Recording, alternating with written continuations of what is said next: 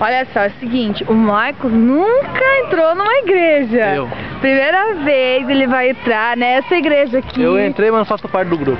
Na igreja de Pisa ele vai entrar. Vai rezar um Pai Nosso no armarinho. Cadê esse Pai? E vou dar um beijo na boca da freira que tiver ali também. E do padre, você vai falar que ia dar pro padre também? Passar a mão na bundinha. Eu fico com... Olha só, olha que linda essa igreja.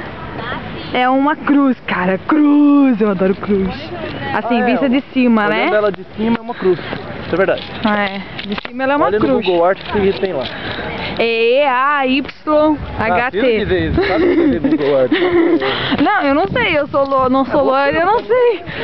Palhaço, não sou loira. Acho que é assim. Ó, vamos entrar. Tá chovendo, hoje o dia tá horrível.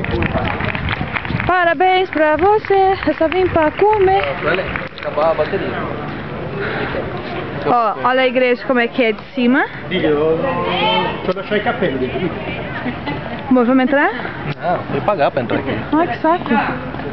Então tá, né? Fica à vontade. Tchau.